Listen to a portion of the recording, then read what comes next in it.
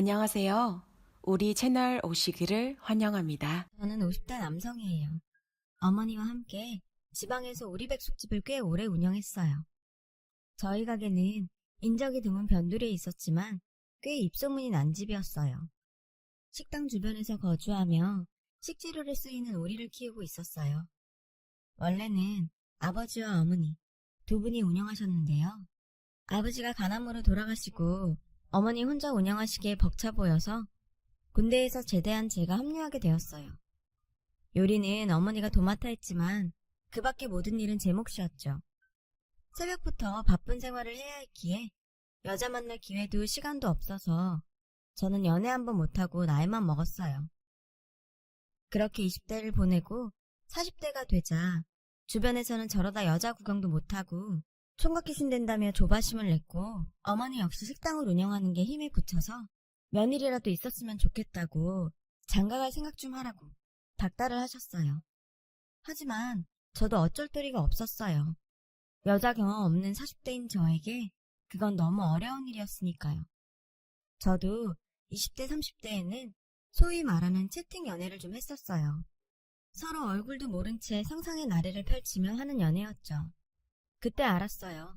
시골에서 오리백숙집 하는 남자에게 관심 있는 여자는 없다는 걸요. 채팅 연애에서도 제가 직업을 말하면 그 후로는 말도 없이 상대 아이디가 사라져버리곤 했으니까요. 그렇다고 어머니께 곧이곧대로 말씀드릴 수도 없었어요. 저도 사람인지라 상처받기 싫어서 손자리가 들어오면 또 모를까 제가 나서는 일은 없었어요.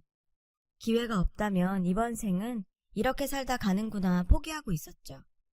하지만 제 생각과 다르게 어머니는 며느리 얻는 걸 포기하지 못했고 당신의 모든 인맥을 총동원해 제 손자리를 마련했어요. 제 맞선 장소는 늘 저희 가게였어요. 제가 가게를 오래 비울 수 없는 데다 어머니가 맞선 보러 온 여자를 당신의 눈으로 직접 보시려고 제 의사와 상관없이 그렇게 정하고 있었죠. 열이면 열, 모두 여자들은 좋지 않은 인상으로 가게를 나가곤 했어요. 아니, 대체 뭐가 마음에 안 든다는 거야? 시집만 오면 이 식당이 지 거가 되는데 요즘 것들은 욕심이 하늘을 찔러. 어머니는 제가 퇴짜를 맞을 때마다 늘 이런 식으로 투덜거리셨어요. 나이도 많고 외모도 별로에 산골짜기에서 어머니랑 백숙집 하는 남자랑 어느 여자가 결혼하고 싶겠어요. 어머니만 모를 뿐이었죠. 하지만 포기할 수 없었던 어머니는 이번에는 한껏 눈을 낮춰 브로커를 통한 국제결혼을 알아보셨어요. 솔직히 비참했어요. 자식만 없다면 제 혼자리라도 좋다고 했지만 그런 여자들마저도 저를 싫다고 했고 급기야 베트남 부인을 맞이하러 가는 꼴이 정말 싫었거든요. 브로커가 내민 사진 속 베트남 여자는 고작 23살밖에 안 됐더군요. 저랑 무려 30살 가까이 차이가 나는데 누가 우리를 부부로 보겠어요. 출국 직전까지도 고민이 됐어요. 그래서 할 수 있는 모든 반항을 했어요. 장가를 보내준다는데도 지랄이야. 평생 노총각으로 늙어 죽을래? 남들 다 보는 재미 너만 모르고 죽을 거냐고. 이제라도 섹시 얻어서 가게 꾸리고 살면 얼마나 좋으냐. 남들은 부럽다고 난리다 이놈아. 어머니는 막무가내로 저를 차에 몰아넣으셨어요. 그렇게 저는 베트남 신부를 만나러 베트남으로 향했어요. 우습죠? 저도 압니다. 처음부터 이러진 않았는데 어머니 그늘에 너무 오래 살았는지 나이 50이 넘어서도 제가 사는 꼴이 이 모양이네요. 아무튼 그렇게 저는 베트남에 도착했고 다음날 브로커를 통해 속전속결로 제 아내들 화이란 여자를 만나러 갔어요. 말도 안 통하고 너무 어린 여자라 잔뜩 긴장한 채 예비 신부를 기다렸어요. 저기서 묘하게 끌리는 여자가 저를 향해 걸어오더군요. 바로 제 예비 신부 화이였죠. 안녕하세요. 화이는 한국어로 인사했어요. 전 수줍게 안녕하세요 라고 대답했어요. 화이는 한국 드라마와 아이돌을 좋아한다고 했어요. 그래서 한국말도 2년 넘게 배웠고 곧 잘했어요. 그래서 의사소통이 많이 힘들진 않았죠. 베트남 처음이에요? 네, 처음이에요. 여기 맛있는 데 많아요. 제가 소개해줄게요. 화이는 맛있는 식당과 유명한 관광지를 소개해주겠다고 했어요. 그러면서 자연스럽게 브로커는 빠졌고 우리는 첫 데이트를 했어요. 저녁 무렵엔 제법 많이 가까워졌어요. 그래서 고민이 되더라고요. 베트남 오기 전까지 이 결혼에 대해 비관적이었던 제가 화이를 만나고 흔들리기 시작했으니까요. 솔직히 화이는 예쁘고 귀엽고 사교성도 좋은 여자라 탐이 났거든요. 화이씨, 정말 저랑 결혼하고 싶어요? 네, 영섭 오빠 착한 사람 같아서 좋아요. 꼭 결혼하고 싶어요. 오빠? 친척 중에도 여동생이 없어서 평생 들어보지도 못한 말이었기에 전 얼굴이 발갛게 달아올랐어요. 그렇게 전 만난 지 하루밖에 되지 않은 젊은 외국 여자에게 푹 빠져버렸고 어서 빨리 결혼을 해서 한국으로 화이를 데려가고 싶은 마음뿐이었죠. 다음날 저는 처가가 될 화이의 집에 들어갔어요. 거기서 화이의 부모님과 남동생들을 만났는데 제 조카들보다도 어린 아이들이더라고요. 저를 극진히 대접했어요. 화이의 어머니는 제 손을 꼭 잡고는 알아들을 수 없는 말을 했어요. 모르긴 해도 여느 어머니들처럼 자신의 딸을 잘 부탁한다는 얘기를 하고 싶었던 것 같아요. 그곳에서 간단히 식을 올리고 첫날밤을 보냈어요. 그제야 결혼을 한 게 실감이 났어요. 하지만 전 먼저 한국으로 돌아가야 했고 화이는 비자 발급을 위해 몇 가지 절차를 더 밟아야 해서 우리는 아쉬운 이별을 해야 했어요. 한국으로 돌아온 저는 화이를 만날 생각에 취해 살았어요. 어머니는 그런 저를 보며 안심하셨죠. 그러면서도 딴 데 정신을 팔고 일 안 한다고 잔소리를 하셨지만 제 귀에는 그 말이 들리지 않았어요. 그리고 그렇게 기다리던 화이가 한국으로 들어오는 날 저는 공항으로 아내를 데리러 갔어요. 이국장으로 들어서는 화이를 보니 그리움이 컸던 만큼 반가움 또한 이루 말할 수 없이 크더군요. 우리는 손을 꼭 잡고 집으로 왔어요. 그리고 어머니와 첫 대면을 했어요. 아내는 공손하게 인사를 했지만 어머니는 시큰둥 하셨어요. 빨랑 나와. 예약 손님 올 때 됐어. 바쁘다며 퉁명스레 절 부르셨죠. 아내와 함께 있을 생각에 피곤한 줄도 모르겠더라고요. 오히려 마음이 붕붕 나는 듯 했죠. 그런데 저 못지않게 며느리를 기다렸던 어머니는 뭐부터 가르쳐야 하나 생각이 분주한 것 같았어요. 저는 어리고 순진한 아내가 어머니께 호되게 당하지 않을까 걱정이 됐어요. 그래서 미리 일을 좀 배우고 내일 아침부터 같이 일하자고 했죠. 아내는 좋다며 그러겠다고 했어요. 전 그런 아내가 고마웠어요. 그렇게 몇 달이 흘렀고 아내는 그 사이 제법 일을 많이 배웠고 어느덧 식당의 일원으로 손색이 없게 되었어요. 아내는 꾸준히 한국어를 공부한 덕에 손님과도 크게 불편함이 없었어요. 일 눈치도 빨라서 일도 금방 배웠고요. 어머니는 그제야 마음이 놓이셨는지 제 아내를 믿어주기 시작했어요. 모든 게 순조롭게 돌아가니 포기했던 제 인생이 활짝 피어나는 듯 행복했어요. 그리고 더 늦기 전에 아이를 가져야겠다는 생각을 하게 됐어요. 하지만 아내가 어리니 조심스러워 그 시기를 좀 보고 있었는데 문제는 예상치 못한 곳에서 벌어졌어요. 영서봐, 내 말 잘 들어. 쟤랑은 애 만들지 마라. 알았지? 저는 어머니의 말에 충격을 받았어요. 보통의 어머니라면 하루빨리 손주를 보고 싶다고 재촉할 텐데 이상했어요. 엄마, 그게 무슨 소리예요? 이제 겨우 쓸만해졌는데 임신해봐. 병원 간다고 일 빠지고 놀 거 아냐. 네, 어머니지만 기가 차더군요. 임신을 하면 일 못할까봐 애를 만들지 말라니 이게 말이 되는 소린가요? 저는 화가 나서 처음으로 어머니께 큰 소리를 냈어요. 저도 남들처럼 애 낳고 살고 싶어요. 이 문제는 어머니가 관여할 일 아닙니다. 저랑 화이가 알아서 결정할 거예요. 이 녀석이? 장가간 지 얼마나 됐다고 벌써부터 지 마누라 치마폭에서 놀아나? 그년이 애가 짜고 꼬시던? 이 애미한테 대들라고 시키더냐고. 어머니, 말씀 가려서 하세요. 연이라뇨. 저는 근 30년 만에 어머니께 화를 냈고 그런 제 모습에 어머니는 적지 않게 놀라신 눈치였어요.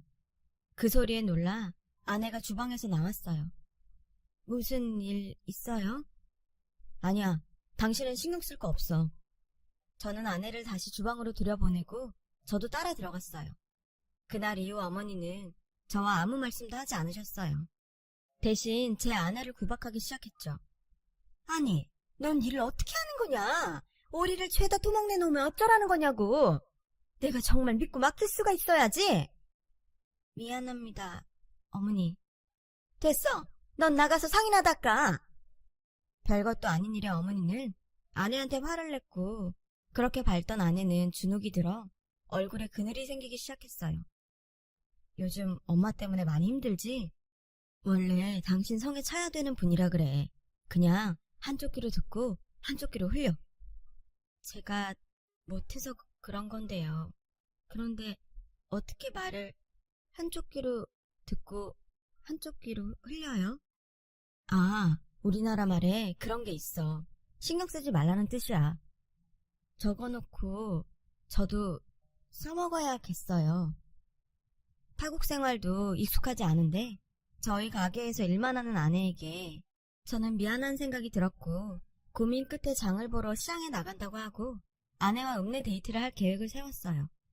아내는 처음 먹어본다며 짜장면과 탕수육을 아주 맛있게 먹었어요. 그날은 그런 아내에게 옷도 사주고 가방도 사주며 남편 노릇을 톡톡히 했죠. 저기 봐봐, 우리 집 명섭이 아니야? 베트남에서 신부 데려왔다고 하더니 맞나보네. 동네가 작다 보니 소문이 퍼지면 금방 어머니 귀에 들어갈 게 뻔했기에 머리로는 상관없다고 생각하면서도 어쩐지 몸이 움츠러들었어요. 그래서 서둘러 가게로 돌아왔어요. 영섭이가 베트남 섹시 데리고 읍내에서 데이트하더라 하는 소문은 저보다도 더 빨리 가게에 도착해 있었어요. 너, 나 좀 보자. 어머니께서 아내를 불렀어요. 딱 봐도 화가 단단히 나 보이셨죠. 그냥 저랑 얘기하세요. 걱정되는 마음에 제가 나서자 어머니는 저를 노려보시며 아내에게 소리쳤어요. 빨랑 오지 않고 뭘 꿈을 대! 아내는 마치 교무실에 끌려가는 애처럼 주춤거리며 주방으로 들어갔어요. 보자 하니까 네 눈엔 시애미가 만만하게 보이냐? 저녁 손님 예약 꽉 찼는데 놀다가 와! 예, 아니고요. 시끄러! 어른이 말하고 있잖아. 똑똑히 들어. 말이 좋아 결혼이지. 넌 그냥 내가 사온 식모야. 자꾸 내 아들 홀려서 어쩔 생각하지 마. 니네 나라로 쫓겨나고 싶지 않으면. 내 말 알았어? 어머니의 말에 가만히 있을 수가 없었어요. 그래서 부엌으로 들어갔더니 어머니가 제게 물바가지를 뿌리셨어요. 내가 우습냐? 내 눈엔 얘 고생하는 건 보이고 네 애미 고생하는 건 안 보이든? 배은망덕한 놈 같으니라고? 저는 어머니가 왜 그러시는지 도통 이해가 안 갔어요. 처음엔 며느리한테 질투라도 하시는가 생각했는데 그러기엔 저희 모자가 그렇게 다정한 사이도 아니었으니까요.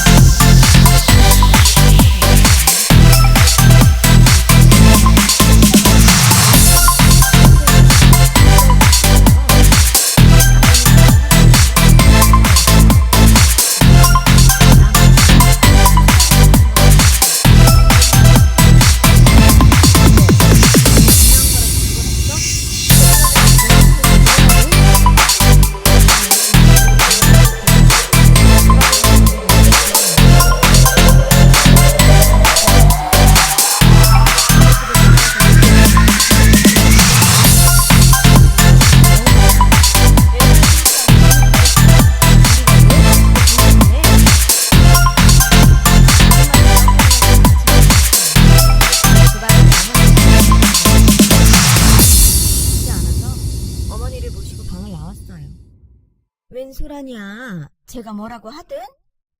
아니에요. 요즘 일도 잘 안 하려고 해서 뭐라고 좀 했어요. 잘했다. 안 그래도 요즘 꾀가 늘었길래 뭐라고 할 참이었다. 저는 심란한 마음에 한숨도 못 잤어요. 다음날 아침밥 먹을 시간이 다 되도록 아내가 보이지 않았어요. 순간 싸한 기분이 들어서 아내 방으로 가봤더니 방은 말끔히 정돈돼 있었고 화장대에 편지 한 장이 놓여 있더라고요. 미안합니다. 저는 여기 있으면 안 될 것 같습니다. 베트남 집엔 이야기 잘 하겠습니다. 돈 안 줘도 됩니다. 잘 사세요. 글쎄, 아내가 집을 나갔지 뭐예요. 그제야 정신이 번쩍 들었어요. 아내에게 확인도 않고 막말을 쏟아낸 제가 너무나도 한심스러웠어요. 무엇보다 아내가 걱정이 되었어요.